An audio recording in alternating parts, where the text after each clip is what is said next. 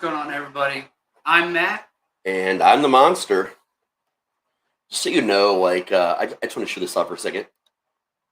Oh, yeah, there's our official logo. I'm not sure how well you guys have gotten to see that in the past, but fucking John Christie, dude, like, his artwork is fucking amazing, and hopefully we'll get him on the show again, or in general, the first time, sometime in the near future. He's been on another LA show, but never this one.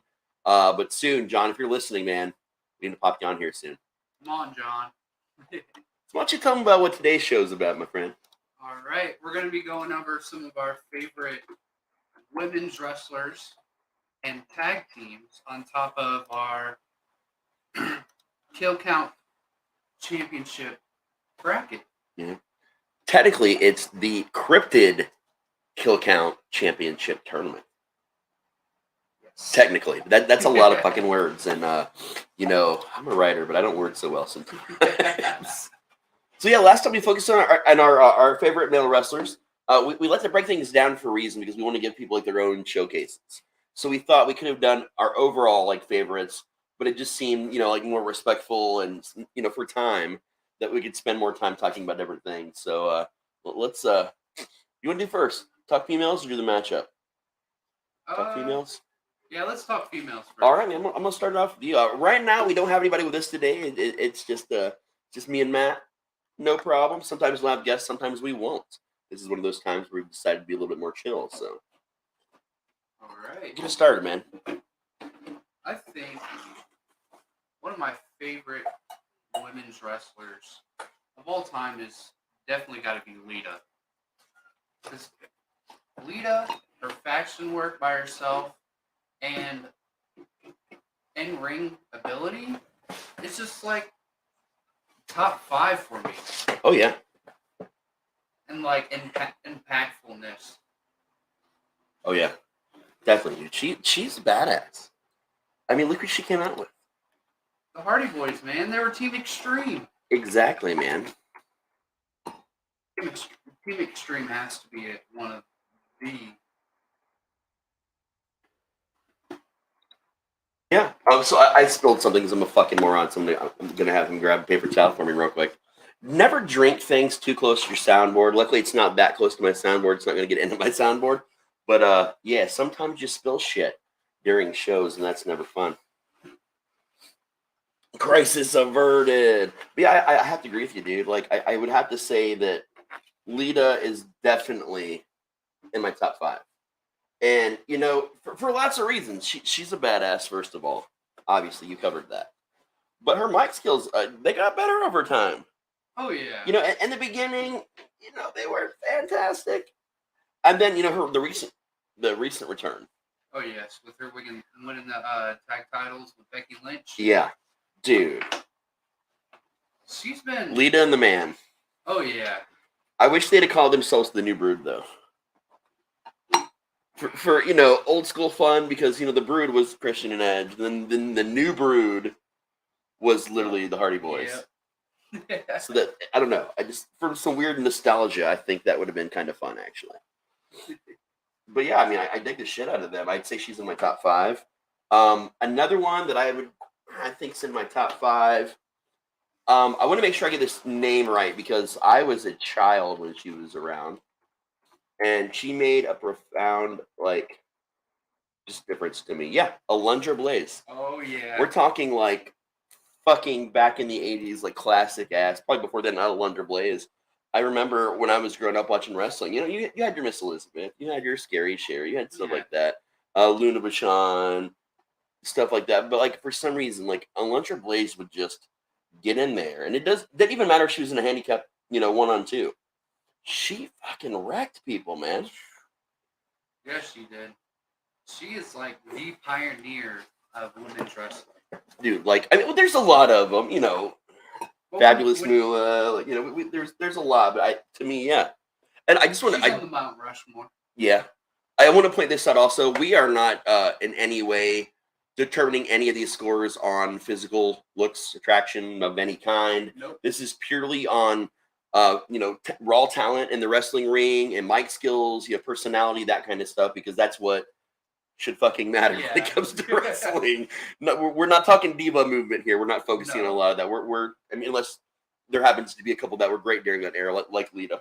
Oh, Technically, yes. that was the Diva era, but she definitely set herself apart. So, and Alundra came well before that. We just like to clarify for things like that because I think it matters to clarify. Oh yeah. Give me another one of your top 5, man. I think I gotta go Mae Young. Ooh, I don't know, man. When we're talking pioneers, like I was talking earlier, I just passed up on Mae Young, man. It's just she was the original woman's wrestler. I mean,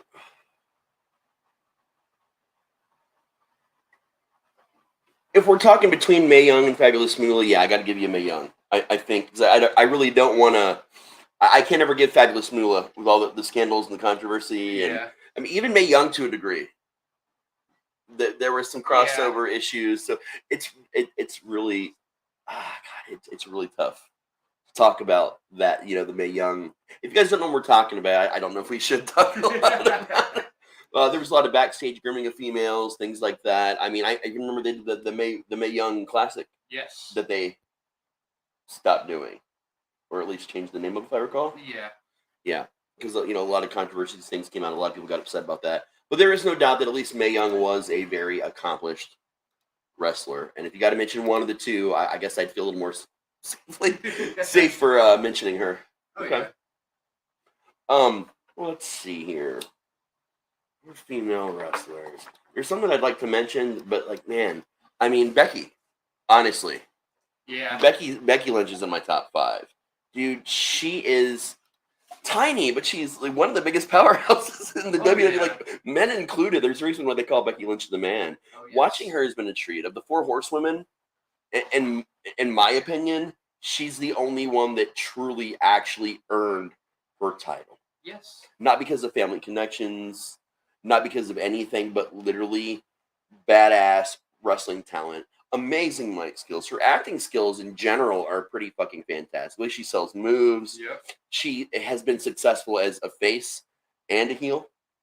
And neutral too. Yeah, and she's gaining on that neutral territory now, man. I mean, out of a lot of the female wrestlers, she's definitely not one that I would like to meet in the dark alley for any reason. Nope. Who do you got for me next?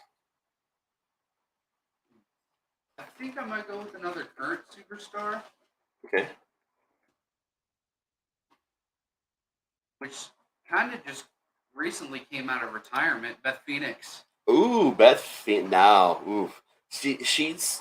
I wouldn't say she's a newer star, obviously, because like you just said, she just came out of retirement and everything. But holy shit, dude! Oh yeah. What do you love about Beth Phoenix the most? Like, let's talk about her a little bit here.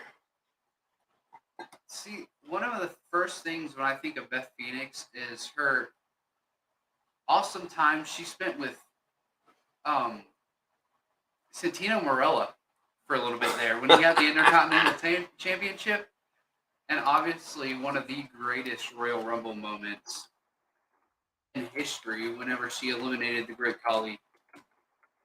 Dude, yeah, I gotta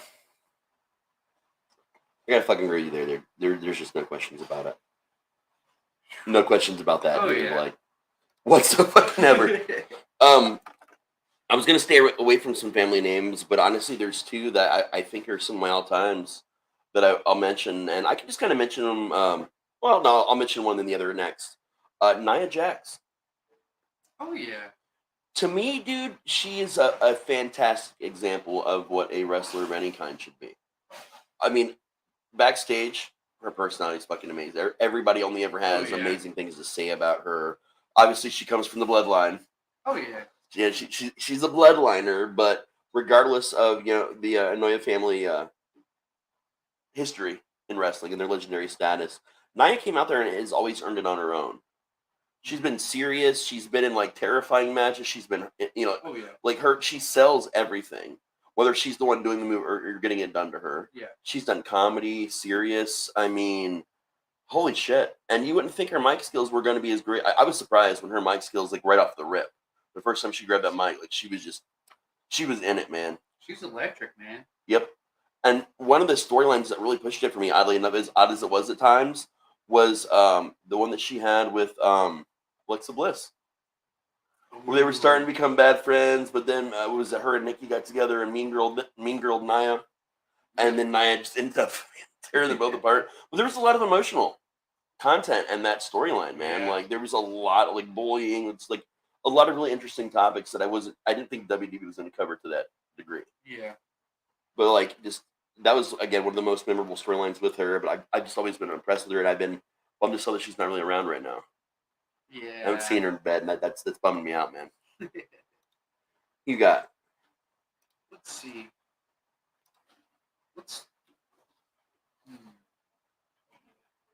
Let's take it to the 1990s real quick with Trish Stratus. back to the '90s. Oh, Trish. Oh yeah. I kind of love-hate relationship with Trish, man. Like when she came out, sure, yeah, back in the day, she was actually pretty damn good. Yeah. Obviously, a lot of the females back then were unfortunately hired. Some of them solely on their looks, because some of them couldn't wrestle at all. We don't talk about that.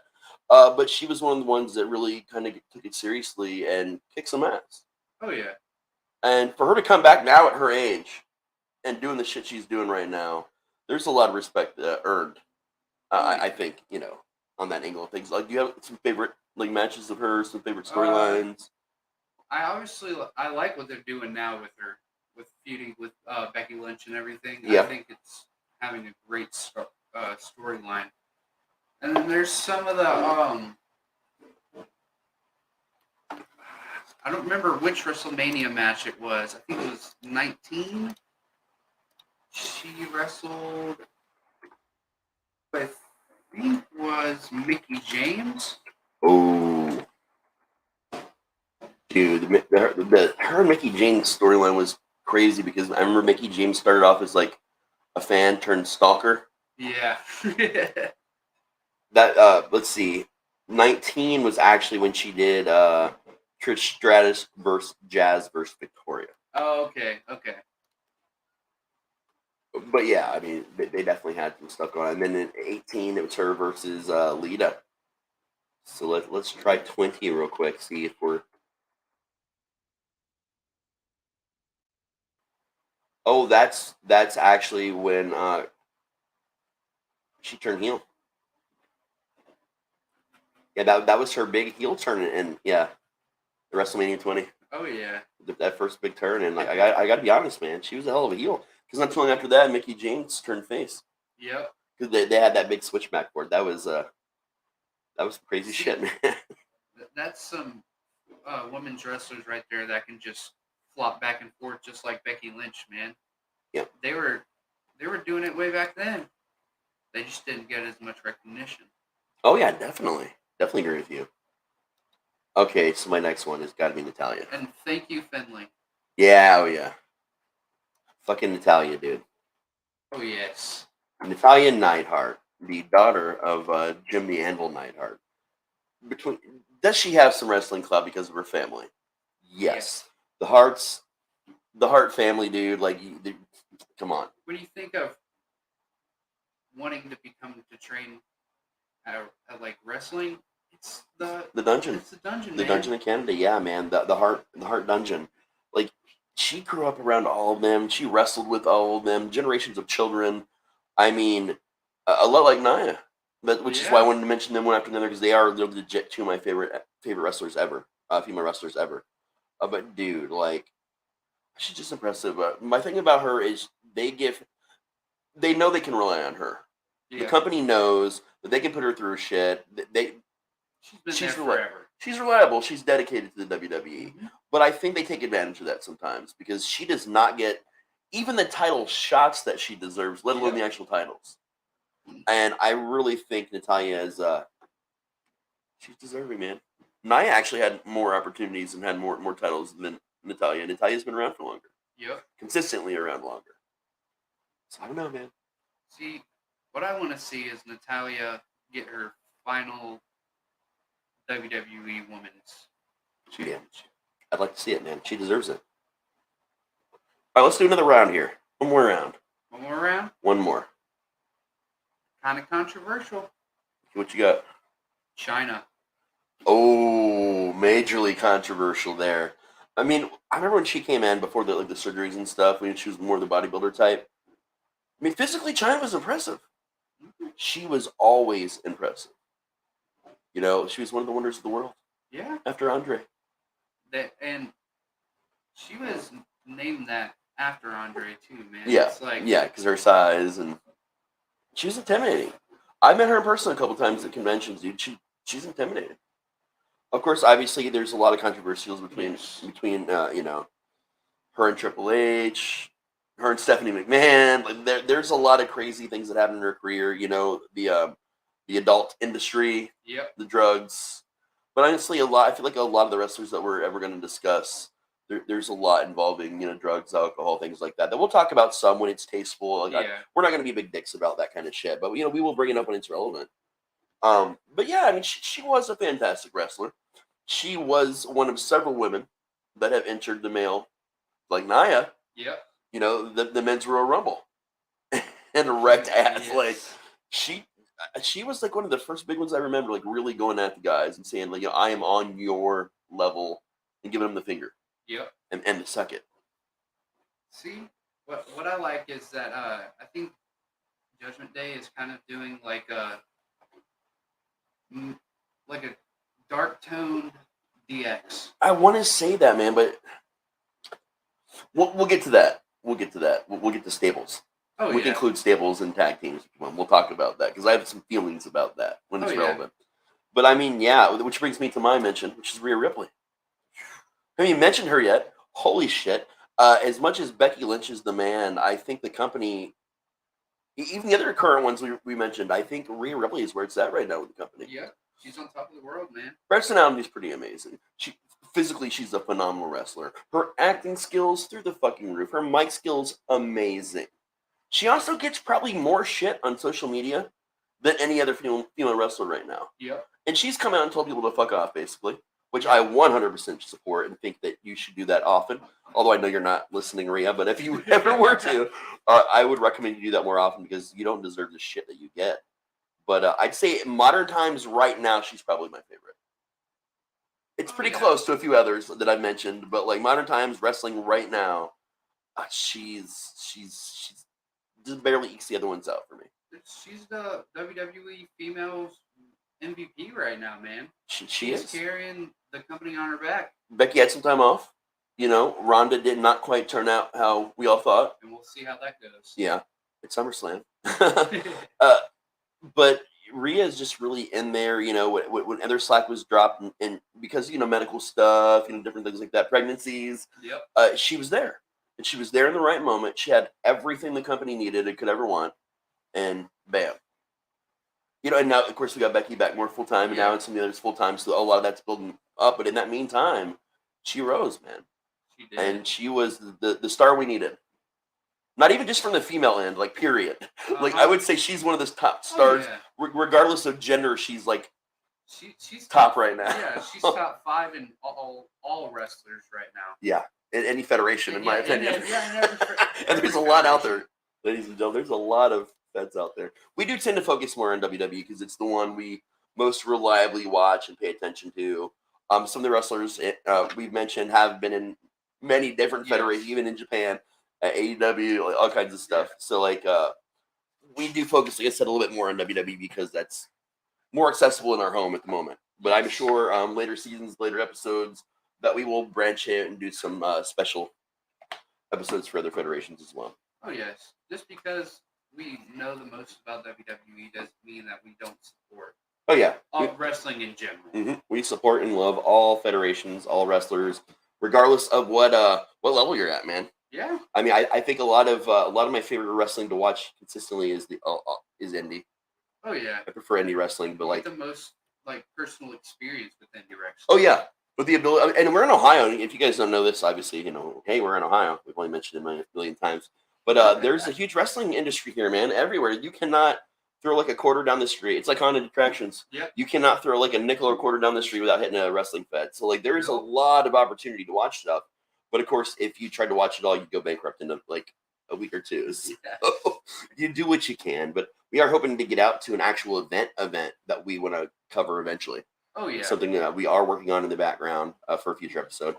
But this is a reminder from last week's episode. So this first season is only going to be about 5 or 6 episodes for Mats and Monsters. Yeah. Because we kind of started a little over halfway through the summer schedule for the Allied Network. Yeah. So starting end of August, beginning of September, we're going to keep the show, switch it to probably Thursday nights, Okay. every other Thursday.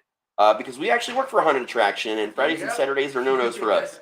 So we'll switch there, but when we do that switch, it'll be season 2, which means we'll start with an all-new bracket. We might even do slashers or like horror characters, for our There's- tournament. It's this season is the cryptid of the Ohio cryptids, Yeah. because obviously we can do a much bigger one later with the full season. But this was just a fun way to kick it out. Speaking of which, we had quite a matchup or two last time. Let's bring that up and talk about that, like where we were at right now. Oh yes. All right, so we had the Grassman from Athens, Ohio, which is basically a Bigfoot legend, face off against the Charles Mill Monster.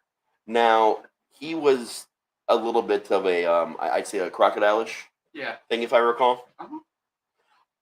And he gave the Grassman a run for his money. So we estimated a point scale after the episodes. We were trying to figure out the best way to display this for you guys. And we talked a lot about how Grassman would have taken some injuries, but he would have won. But he would have taken, one like really decent injury. So we estimated that was probably about a 30% hit point score Yeah. for discussing, gaming on gaming terms. So we thought that would be easier to display, like when a character or a cryptid is 100% going into their match. Obviously, everybody starts at 100%, which Yes. leads me to the poor Kirtland Melon heads versus the Mothman of Gallia County. That match ended presumably in about 5 seconds, where Yep. Mothman just flew up into the sky with Melonhead, bit its head off, and dropped its body to the ground. Not only did he come out unscathed at 100%, he's also now full. Yep. So he has more energy. So when we get to that next tier, which is going to be the Grassman, who's a little injured, versus the healthy and full Mothman, that could be interesting, man. I think they're going to give each other a run for their money. But this week, first matchup, and we do talk about things a little bit if you're not used to this. We have the Crosswick Monster. Dun dun dun. He's like this, like weird, like I don't know, lizard creature. He looks really cool. He does. And this is an artist rendering that was included in the a lot of what we're using today, the exception of one picture I'll put it out, are from the Monsters of Ohio. Yep. I just want to make sure Monsters of Ohio gets credit for that.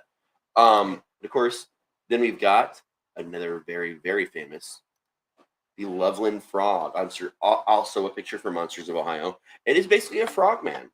I mean, that's more or less what it is. So again, you've got lizard creature versus frogman, both aquatic, obviously, and they're both fighting on land. Both these things have been seen on land often, so it's not like being on land because they're both aquatic and they can both be water, land. They're on, I think, equal footing here. Yeah.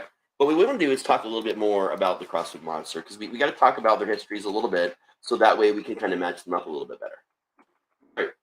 When it comes to just nature itself, snakes eat frogs. Yeah, snakes and lizards do often eat frogs, but do they eat frogmen? Exactly.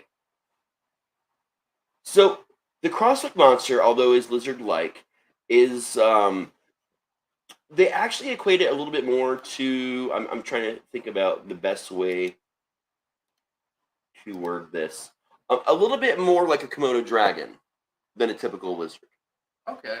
So we're talking 12 foot long here, 12 feet, and yes, it can stand on its back legs.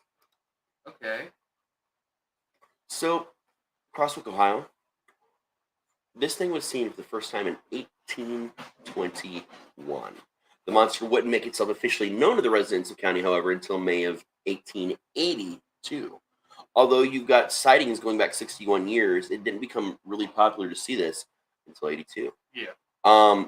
While many of the large tracks have occasionally been found throughout the area, most often crossing over the dirt road that ran through the community, nobody ever thought to find out what was making them. Most reports chalked it up to fear held by the residents, and the belief that if they didn't bother whatever creature was bothering them, it wouldn't bother them either. But that way of thinking, as the residents would soon find out, was all about to change.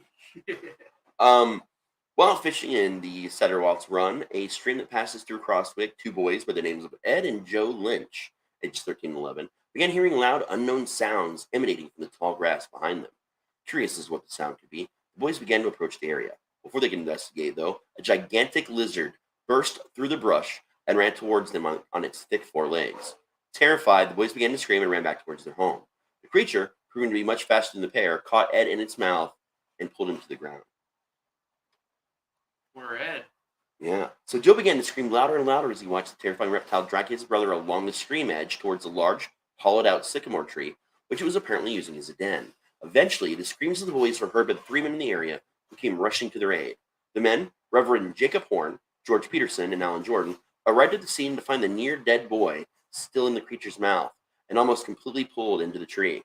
Upon seeing this, the men raced over to the tree and retrieved Ed after being dropped by the creature before it climbed farther into its hollowed-out home and out of reach. Basically, they took this kid to a doctor, and then those three men rounded up a group of 60 residents armed with axes, clubs, and well-trained hunting dogs, and they went after this thing. This is nuts. So while they're waiting for it to announce itself, they thought it would actually escape from the large hole at the bottom of the tree, and they were actually taken by surprise when the reptile leapt towards the ground from a hole at the top. Upon hitting the ground, the creature stood upright on its hind legs. That's where those photos come in. Yeah. Balanced itself with its tail and awkwardly took off away from the group. Some members of the group, obviously shocked and frightened by the appearance of the beast, dove out of the way and allowed the creature to make its escape. Others, not quick to be scared, chased after the monster without a second thought. They chased it for nearly a mile over fences, through streams, up hills, and around trees. Eventually, the creature managed to escape its pursuers by charging headfirst into a hole surrounded by large rocks on a hillside. Believing this was the only way in and out of the hole, the men kept watch, but it appeared as if there was another unknown exit from the hole, as the creature never emerged and was never seen in the area again. Now, after that, there was a lot of other species. I'm reading two different things. There have been a lot of other sightings over the years since 1882, but that was the event. Yeah. That went from like some weird thing back in 1821 to holy shit. Now we've kind of seen this. Yeah. So a little bit more description. Roughly 12 foot long and covered with scales. It was black and white in color with dull yellow spots. Had feet that were roughly 12-inch long, so foot-long feet, a wide head, and a long forked tongue. Because of the description, many researchers believe the cross monster was more than likely an out-of-place giant monitor lizard. Possibly candidates include the Australian pricktail, the Asian water monitor, and the New Guinea crocodile monitor, which are all pretty big, or even a Komodo dragon. Not that I believe that would have been possible. Yeah. Although the specific one found in Crosswick would be far larger than those on record, as the monitors above are only known to grow to lengths of around 8 to maybe at best 10 feet. Yeah. So, they're rare, but they're rare and inconsistent throughout the monitor species, but they believe it's a possibility. It seems unlikely, Yeah. but it also, I can't think of anything else it could be. So who am I to deny that? Yeah. That's where we're at with that. So now we got to look a little bit more at the Loveland frog. All right, the Loveland frog. All right. So keep in mind this Crosswick monster, it's 12 foot. That includes tail. Yes. All right, it's probably got a pretty long tail. So I'm going to guess that this thing is standing up using its tail to balance. I'm going to guess maybe 7 to 8 feet tall. Yeah. Just, long ass tail, right? Mm-hmm. So the frogmen are only about 4 feet tall. Just right off the rip. A 4-foot frog roams the marshes on its hind legs, according to the local legend. The fabled Loveland frog was allegedly spotted most recently in 2016. Actually, there's been more sightings since then. That was a famous sighting with someone named Sam Jacobs, because he was playing Pokemon Go over there, and actually came looking down with his phone. He said he looked up and came almost face to face with the actual frog, and it seemed to be. Apparently, he took the fuck off. It said it stood up and walked on its hind legs. And he said, "I realized it sounds crazy, but I swear on my grandmother's grave that this is the truth." Then the frog stood around 4 feet tall, and he sent a lot of dark photos of the creature to support his claim. I'm not going to send them because I've already seen those pictures. It could have been anything. Those pictures were fucking terrible. That's about what you expect. Yeah. There's really not a lot to explain about the Loveland frog. It is literally a 4-foot frog. Many people claim that there are actual multiple frogs multiple 4-foot frogs that while they can also move and jump and hop like frogs, it is common to see them walking. There are photographs, artist renderings, stories involved in literally like hopping out of the water over in Loveland, standing up and just walking across the street into the woods. Like this is one of the most common things. I've never seen a lot of information that would lead me to believe, unlike the Crosswick monster, that the Loveland frogs are necessarily dangerous or necessarily like vicious. Yeah. I personally have not ran into a story in which they were vicious. Yeah. So that concerns me a little bit in this matchup. Yeah. So we talked about their height differences, you know, their body types, how they've been seen, a little bit about their personalities, and you know their nature. And I'm worried about the frog, man. Yeah, me too. As you pointed out, snakes, lizards, things like that eat frogs. And this is a giant snake with legs. Yeah, basically, it's. I don't think it's got a chance. I don't think the Loveland frog even has. It doesn't even do any damage. Yeah, I didn't see anything that would lead me to believe that it would last any longer than the melonheads lasted against instead of Mothman. The head being bit off with the melon heads, it's just gonna get swallowed whole. Yeah, like I the mean, whole entire body. Crosswick is huge jaws. It's 12 feet long, even on all fours, man. I kind of feel like that's how it's going to attack. It's got a height difference of 8 feet to 4 feet. It's way higher up. That would give a little bit of leverage, I think. And then you can tell from the stories. I mean, the frogman just kind of jumps out of the water and walks around. There's not a lot of thought there, but Crosswick monster hunts, also knows how to escape. It seems very clever according to the eyewitness accounts. So yeah, I think he just charges in on all fours. Yeah. This sadly was not a long conversation, much like Mothman versus the Melonheads. So we I think again this is a 100% score. Yep. I can't even imagine a situation in which the Frogman is capable of doing much at all to the Crosswick monster here. So sorry, Loveland Frog, you're fucking dead now. All right, moving right along to our next topic: tag teams. I think we can safely include stables with this if we'd like. Yes. Okay. Because a lot of tag teams are branched off from stables. Yeah. I'm going to start this one. Outsiders. Ooh.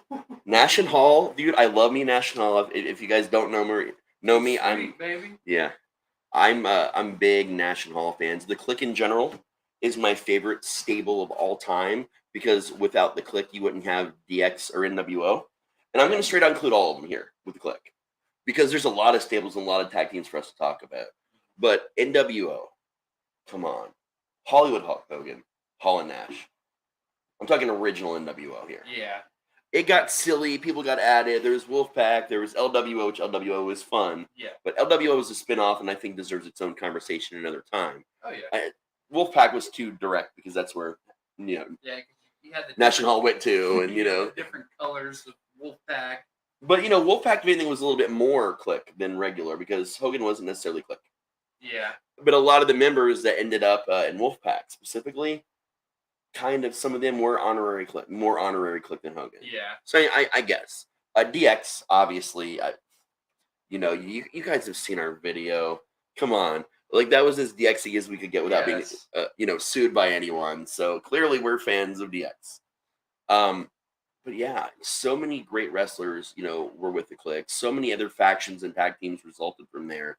And Shawn Michaels, Triple H, Six, a.k.a. 1-2-3 Kid, a.k.a. X-Pac. Chyna, we already talked about Chyna. Yeah. I mean, Badass Billy Gunn. Road Dogg Jesse James. Mike Tyson for a little bit. And who was it? Oh, Kurt Angle. If you recall, last year, DX did this big comeback, and they finally allowed Kurt Angle to join DX. And he got out there pumping away, man. It was fucking epic last year. Yes, it was. It was sweet, man. But yeah, I mean, I just have to rip off the Band-Aid. That's my number one. I mean, I'm not even... Oh, yeah. Just period. But it all started to me, like, with my love of Nash and Hall, and then getting into all of them from there. Man, without DX and Mankind, there's no Monday Night Wars. There's not.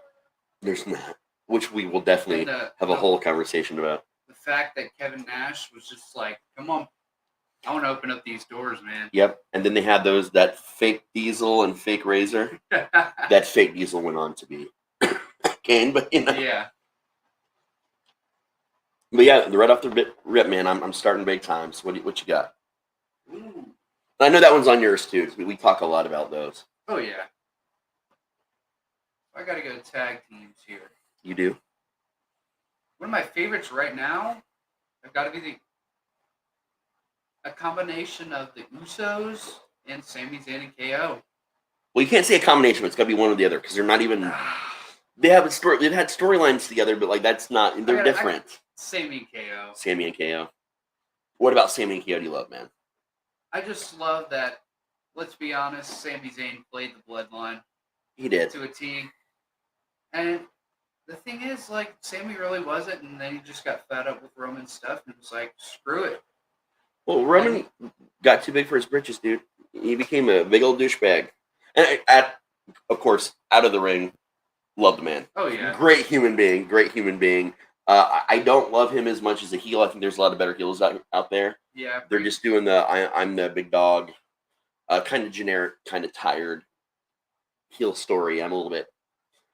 I care less about it now than I did for a while. I liked it for a while, but now I'm just kind of over it.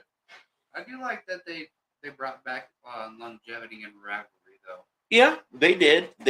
That's been a very long going one. But so were, Sami and Kevin in general. Oh yeah. They started up together. They were friends, and they had the rivalry against each other forever. Then they were friends, and they were rivalry again, and now they're a tag team. Yep. With some belts. They've been together in feds for like 15 plus years, man. Oh yeah. That's a good call though. Let's see. I'm gonna go with the classic. I'm gonna say the Killer Bees. The Killer Bees. Do you even know who they are? I have no idea who they Holy are. shit! So the Killer Bees were a big tag team. They were 2-man. At one point in time, they were even a 3-man. They were bees. That was their gimmick. They didn't wear costume bee costumes per se. But that was like their color. They had the trunks and everything.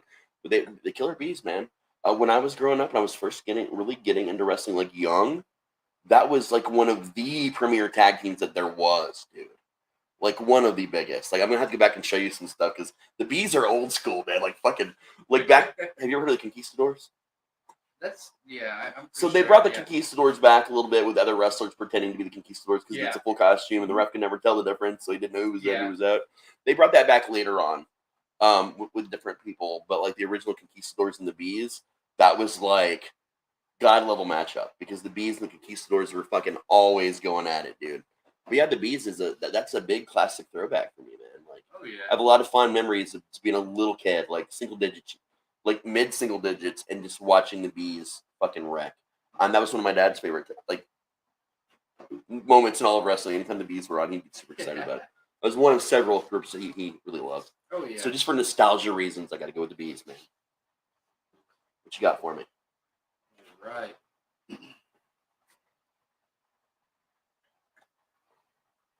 Dudley Boys. Oh, the Dudleys. 3D, nice, man. Dude. I'm a big fan of the Dudleys, as you know. Even when Spike was part of the team. Spike was one of the main highlights of the Dudley family. Come on. He was. I've talked about this a couple times, but I don't think I've really talked about it on a show before. I worked at Hair Arena growing up, mid to late teens, and I went there as a kid because my family worked there doing security, spotlights, and stuff. So every WWF, we're going old school now, pay-per-view that was ever there, I was there as a kid. Some of them you can actually see me on camera. I can actually show you some old moments. One time my grandmother was even in a ring with Rick Rude. Hell yeah. Yeah, it was fucking epic, man. But then I also remember the transfer when they started going more towards WWE. They started going towards the Nutter Center, and then they kind of pulled out, and then it was WCW, and then WCW was the Hair Arena. So for a very big period of time, while I was working there, it was all the WCW until the end. Yeah. Towards the end, WCW didn't exist anymore. ECW did a lot of their final pay-per-views at Hair Arena. Yeah. And that was the last, I think, couple years that I worked at Hair Arena. So, I was an usher. I didn't do anything important. I was a dumbass kid that just showed you where your seat was. But I got to do a lot of running. You know, I'd hop on a golf cart, run around the building, find things for wrestlers, water. So if I wasn't showing you seats, I was someone's bitch in the back, just delivering things to you from around the arena. But I got to meet a lot more of the wrestlers even than before when ECW was there. And one of my favorite moments is they used to fuck with all us ushers. It's not like they knew us by name. Like, they would recognize us because they'd see us a lot. Yeah. A couple of them would remember names sometimes, but they would always remember a face. And anytime, depending on where I was, for some reason they fucked with me more. I think it's probably only because I delivered to them more than the other ushers, and I think they just recognized me more because of that, not for any other reason. So they tended to fuck with me a little bit more. Yeah. And one of my favorite times of this was the last big feud between the Dudleys and their brother Spike, and they were just both against him. Yeah. And he was like taking them both that tiny little Spike. There's this famous scene at a pay-per-view at Hera where they drug him up into the stands, like not floor level, like up into the stands, like right over an arena exit. Yeah. And they took the cheese grater to his face, and they just ran it back and forth. And the camera pans back, and it shows blood falling on someone in a bright yellow arena T-shirt. If you were to see some little pictures of me back then, you would immediately recognize that was me standing there getting bled on by Spike because of a cheese grater. So that was like, I think that just between always being a Mick Foley fan and the time I spent working at Hera during ECW, it's probably really got me definitely wanting to become a wrestler. I think being that close to a lot of that stuff. Yeah. So it was nuts, man. But that Dudley's, that's a great choice. That's a great fucking choice right there.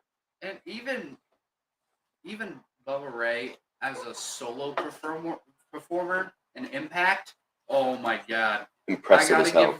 Gotta give credit to Bully Ray. Oh yeah, he bring life back to Impact Wrestling. Oh yeah, this is also kind of tough, man, because there's just I can think of so many tag teams. Oh, and some tag teams, like my heart wants to mention the Rockers, but in all reality, Marty was okay. Yeah. But Sean was the breakout. So I kind of have a hard time like throwing that. I mean, I remember everything. I was watching that barbershop, as we talked about last time a little bit. But yeah. The most iconic thing. Yeah, so like, ever. And I'd love to mention them, but I can't. I just can't bring myself. That's where honorable mentions come in, man. Yeah, I mean, but I don't even think they're worth an honorable mention. Like, is it Sean? Yeah. Other than Marty, nothing. They'd run him back a time or two to fuck with Sean. And that was literally it.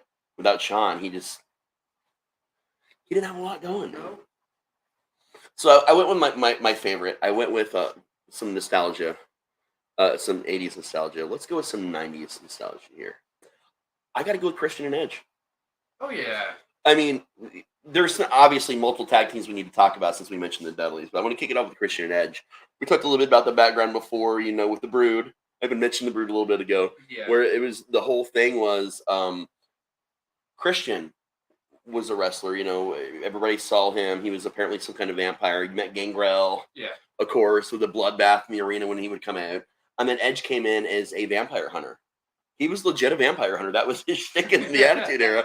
He was a vampire hunter hunting down Gangrel to find his brother, because if he killed Gangrel, his brother would turn human again. And then he just ended up realizing it's what Christian wanted and became a vampire himself.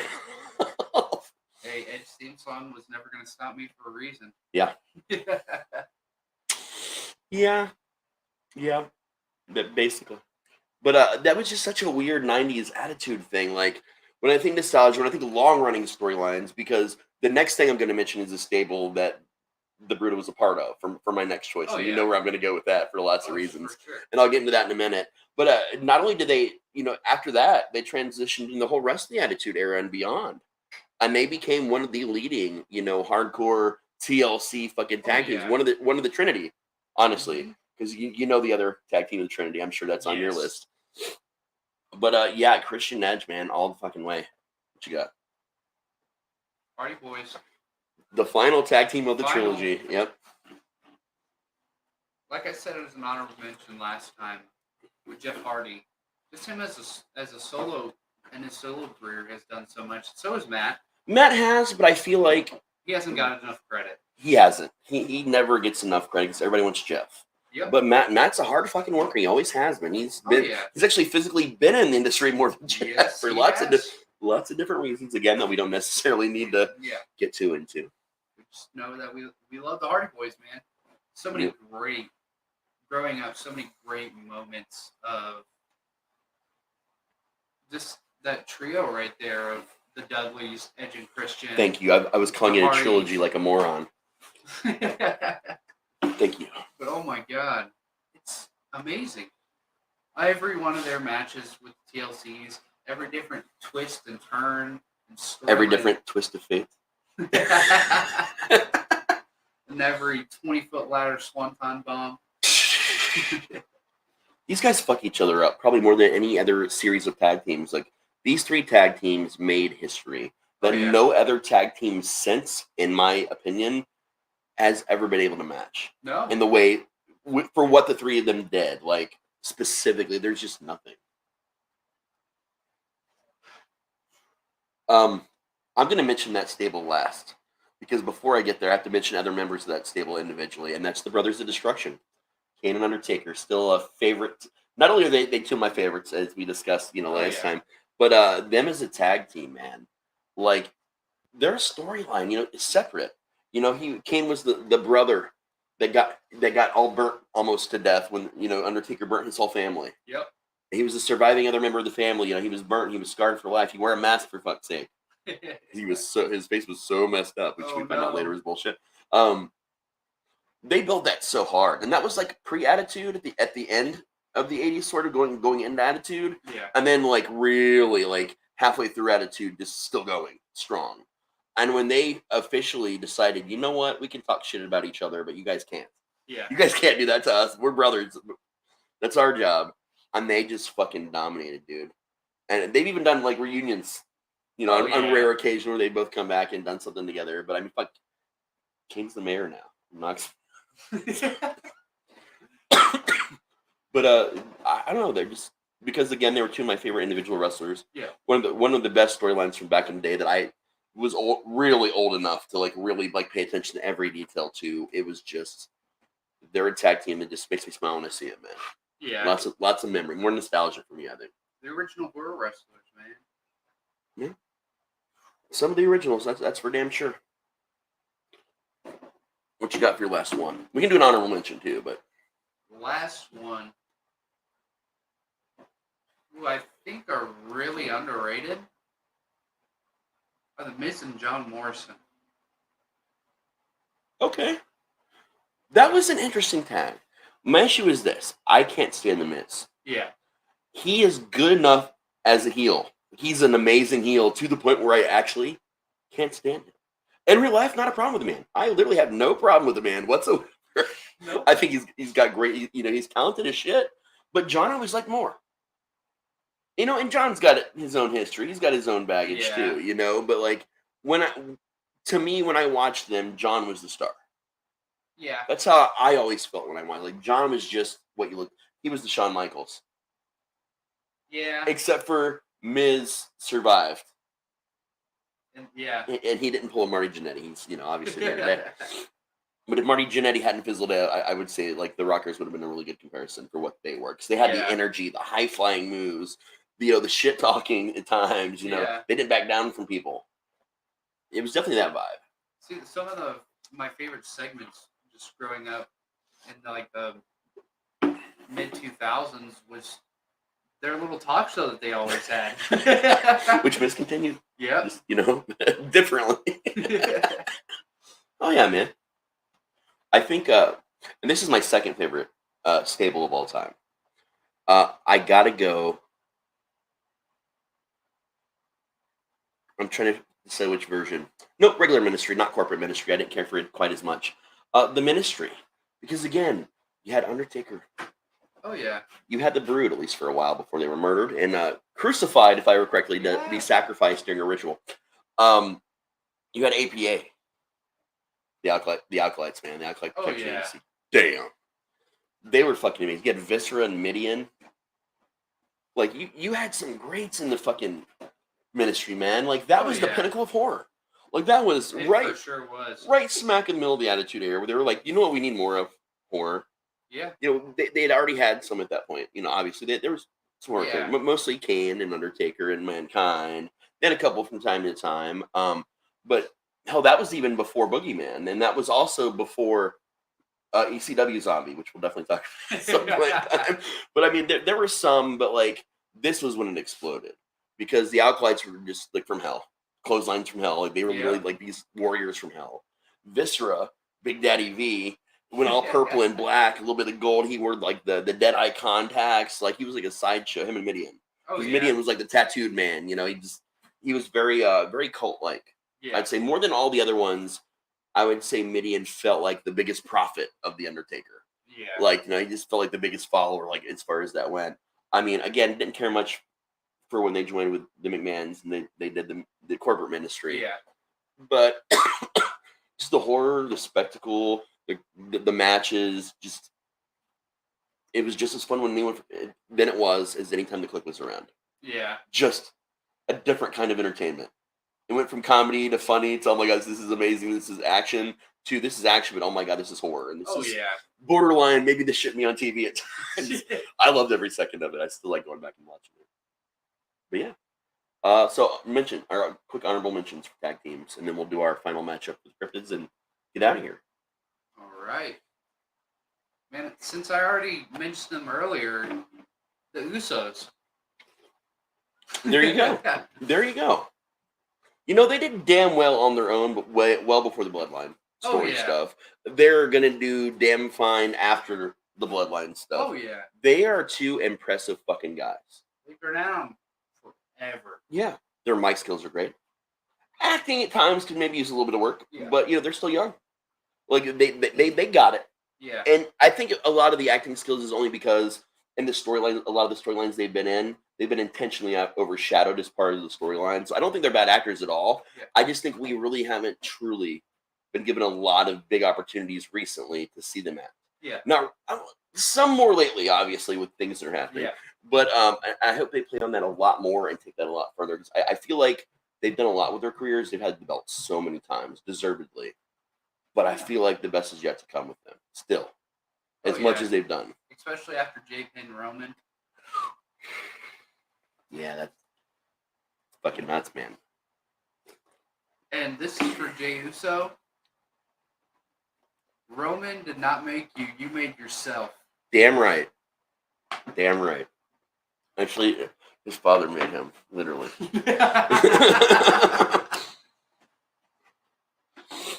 But yeah, okay, so my honorable mention. God, there are still so many factions. Here's a faction. Only because, again, it's nostalgia for me. Raven's Flock. That was, I don't even know if you know a lot about that. Because, well, he kind of rebuilt it a little bit in WWE when he came back to wrestling and he went back over there. I know a lot about Raven. I just don't remember Raven's Flock that much. Let's talk a little bit Raven's Flock. Let's talk about who's in Raven's Flock. Because I remember some of them. I just want to make sure that I get the names properly. So, Raven's Flock. All right. I just want to, again, make sure I'm right. Because he did this in WCW. He also did this in ECW. He created other incarnations of the group. The original one was ECW. But the one where it got even bigger, I think, was WCW. Yeah. But he also had the Flock and the Deadpool. Kind of funny, but that was another one of the things that he did in WCW. And then in TNA, he had The Gathering and Serotonin. And then in Major League Wrestling, he did The Calling. But the Flock is what I remember the most. Again, a little from ECW, obviously, but a lot from WCW. Yeah. There was also The Nest. Now, The Nest is kind of where things started out. There was a lot of fluctuating members. It was Stevie Richards, Tony Stetson, Johnny Hotbody, the Pitbulls, the Blue Meanie, the Dudleys, Cactus Jack. There's just a big list here. And that's just part of it. But when you got into WCW, and again, this is the one I remember a lot the most, you had Stevie Richards, again, you had the Hammer, you had Horace, Canyon, Kidman, Lodi, Reese, Riggs, Saturn, and Sick Boy. Like, that was fucking huge. And mind you, this was like on that borderland right before he joined up and created the Deadpool, also known as Necro War and Dark Carnival, where he legit teamed with the Demon. No. In this one, he was only teamed with Vampiro and the Insane Clown Posse back when they were wrestling. See, that's what Valentine I and remember. Shaggy. That's what I remember. Okay, that's like right before all that. Before, yeah, he switched over a lot of other things there. But I mean, the Flock was fun.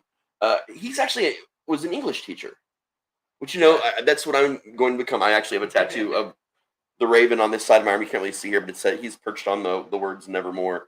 Like, so that was obviously my big love of him. But like seeing the way it all started with him, like I love the Flock a lot. And then Raven got into that, why me, why Raven thing, where he got super overly weird and whiny about it. And I still loved him because his name was Raven, Nevermore. I love the whole shtick. But as time went on, the shtick kind of faded. And it got a little old. And then Jericho pretty much just kind of even more copied what Raven used to be with the why me, why Jericho, Like, literally just kind of copied the same shtick. And then that's when Jericho kind of fell apart for me too. And which sadly they did with Dolph Ziggler, which was kind of sad to see. Yeah. Well, when you think about it, the kind of wrestlers they were, and like their careers, their attitudes, how they made fun of people, like their whole shticks. If you think about, Chris, and you think about Raven, I see why they did that with Dolph. Yeah. Like we hadn't had somebody like of that quite style and personality for a bit. So I mean, I get it, but yeah, I also agree with you at the same time. But yeah, because of the falling apart, I that's why they're just an honorable mention to me. Yeah. That's just something I remember hardcore about WCW specifically, and I feel comfortable with talking ECW and WCW as much as WWE because they own them, and a lot of they literally bought them both, so they're kind of partially the same there. All right, guys, we are on our final match of the night and our final segment of the night. Actually, let's get back to this. All right, our next matchup is the Peninsula Python versus the Werewolf of Defiance. All right, let's be honest. I actually know a decent amount about both these. We don't need to get into a lot of like the extracurricular reading. Here's what you need to know about the Peninsula Python, other than the fact it's from Ohio. We're talking like the movie Anaconda, like that level, like enormously huge python, right? Yeah. And on this corner, that definitely not him. He's dead. My bad. Sorry. It's the Werewolf of Defiance, a werewolf also known as the Dogman of Defiance. The werewolves and Dogman are pretty much very similar, just about in terms of abilities, strengths, things like that. But they do call him the Werewolf of Defiance. This one's gonna be tougher. Than our last one for sure. Think about any kind of abilities that you've known a werewolf of any kind have in like a film, a comic, a game. You're looking at that here. Sure. Increased speed, increased strength, extremely athletic, very intelligent, especially the Werewolf of Defiance, known for a lot of intelligence, tracking, things like that. Versus, again, a giant, very capable, larger than the Werewolf of Defiance, python, who's angry, territorial, can squeeze you to death and eat the fuck out of you, just swallow you whole, basically. Yeah. So this is what we're looking at.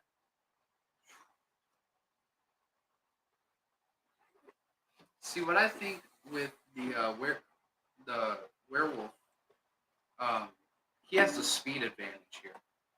He does. Only because of the size of the python. Like, snakes can be very quick when they're smaller, but at this size, they can still strike and be kind of quick. But I think you're right here. The agility and speed of the Werewolf of Defiance is going to give it an edge. This is a tough one. Obviously, one of the big things is this: the werewolf has claws. It's got teeth. It's definitely going to be able to wound the fuck out of this python. There is no doubt about the fact that even if this python somehow were to win, and I'm not saying it does, it gets shredded. Like in a lot of chunks of its body. Yes. The werewolf knows how to fight. It knows how to use its claws. It understands timing. It's battle ready. Yeah. I think its intelligence is going to be greater than the Peninsula Python. Yes. I think the Peninsula Python is just going to go at it. See, the thing is, pythons are constrictors, so they're not venomous at all. No. So with being that size, it has a good chance if it just gets just a really good strike in there, well timed. Because this has got to be a little smart. Snakes are smart. Yeah. Don't get me wrong. Snakes are smart. They're very intelligent. They know how to hunt. They know what they're doing. Oh yeah. Definitely, that's true. This was obviously very aggressive by all accounts, but it's got to get in there. And when it strike, and they've got teeth. They're just inverted. Yeah. But that's how it brings its prey into its mouth, and helps get it down before the muscles take over to work it down into its system. But it's still got to attack. When it strikes, it's just striking. Unless it were to get like an arm or something in its mouth and pull it in, close enough to wrap around him, I don't think the peninsula python can win unless it can grapple. Yeah. In a grapple match, python wins every time. This python wins every time. Oh yeah. But the question is, I mean, how close? How likely is it that it's going to be able to easily grapple the werewolf defiance? I don't think it's going to be that easy because just the speed, the athleticism. Yeah, all the perks that it has combined, I think, overwhelm the amount of that the python has. Okay, so let's look at the worst case scenario here. The worst case scenario for the werewolf. So let's say the peninsula python gets him and he starts to coil him. How do you think he reacts to that? Do you think he could escape it? That's the question here. If he got him, if he's already trapped, it's already starting. He's already got one loop around. He's starting to tighten up. Just starting to. He's looped around. He's starting to tighten them up. His arms aren't quite pinned down quite yet, but they're getting close. Yeah. What happens? His body might get fully constricted. It could. As long as he's probably going to start trying to bite and claw and that's the thing. Out. He's got the claws. He's got a limited time to use the claws before the loop sets. Yes. But he's still got those teeth. And the teeth of a werewolf, especially the Dogman of Defiance or the Werewolf of Defiance, we're talking it's biting giant, like way larger than my mouth can open, like physically capable. Yeah. It's got a big maul on it. I mean, the werewolf, we're talking about 7.5, it's like almost 8 feet tall. It's like bite force of a bear. Yeah. Imagine if Bigfoot had fangs. Not quite as crushing in strength, but not far off. We're talking a little bit less probably than the PSI of like a croc or something, a little bit less than that. But powerful fucking jaws. We're talking fangs. Or, giant, jagged, pointed teeth. Oh, yeah. So, again, I think he's eating chunks out of this thing. I think there's a good chance that the peninsula python can trip enough for one coil. Yeah. And to start the constriction. I even think maybe he takes a little damage. I think, as he's escaping, he maybe hurts himself a little bit trying to get out. Yeah. But I think the speed, the athleticism, and again, those teeth and claws. Yeah. I think also, if you don't know this about snakes, they have a pretty soft underbelly. Yes. Sorry about that. They are very easy to split open. Yeah. Very easy to split right open. And the peninsula python has been known to have wounds. People have stated that they have wounded it. Yeah. I've never heard, other than shootings, I'm sure you could shoot, obviously, and hurt a werewolf. We all know that. Even a regular gun won't give it pause, and it'll do a little bit of damage. Yeah. But there's no kind of anything that would lead me to believe that it could heal that quickly. The peninsula python could just heal that quickly. No. There's nothing that leads me to believe that, or to lore of any kind. So, yeah. God dang. I really thought the peninsula python would get farther in this, but... Yeah, even though the size, it kind of comes at a disadvantage because more of his soft underbelly is exposed. Yeah, because he's got to come up to strike, he's got to come down, he's got to come around, he's got to coil. So yeah, guys, I think it's safe to say in this case, Werewolf Defiance takes it, but let's talk about any kind of serious injuries. Obviously, there was, a sizable injury to Grassman. Yeah. So he's going after the crocodile creature, basically. So what do we think the damage is here? And how much does the damage matter knowing what we know about werewolves? Like, how quickly can he bounce back? With how quickly they can bounce back, I think that the constriction would really affect the werewolf because it's not used to constriction. If anything, it's getting shot by a gun or something like that. True, so it's not a typical injury. Yeah. Okay. So I think it still has about like 60% health. I think it comes out more harm than Bigfoot does. You think? Bigfoot had a lot of some gaping wounds. and is not known to have the healing ability that a werewolf has. For example, Yes. so a werewolf has the ability to heal more. Yeah. So I gotta go. I gotta go 80%, Okay. just based on the ability to heal at least to some degree before the next fight. Yeah. I can't go 90. Obviously, we're not going 100, but I feel comfortable like splitting that difference between you and completely healed up and say 80. Yeah. Uh, I like that. okay. So that means next week, guys, we got another twofer. There will be episodes where we don't do these because we're trying to like kind of pace it and get through them. We are going to have at least another 2 or 3 shows before the end of the season. We thought we were originally going to shoot for 6, but we do have a vacation coming up in 2 weeks. So we may end up having to skip that episode, but if so, we'll let you guys know ahead of time. But for now, we got, again, the next time we talk, at the very least, we're going to be covering Grassman versus Mothman. That's going to be exciting. That's one of a stellar matchup. It's like legendary as fuck. And if we decide to do a second one next round, again, we had to do so many to begin with because we had to get this thing started. It'll end up being the Crosswick Monster versus Werewolf of Defiance. So right off the bat, dude, Bigfoot versus Mothman, legendary matchup. And then you literally have a fucking lizard creature, again with teeth and claws, about the same size as the Werewolf of Defiance, the furry version. Yeah. So, I mean, I think these 2 matchups, I'm really excited about both of them in the yeah. future, man. These are going to be a lot of fun.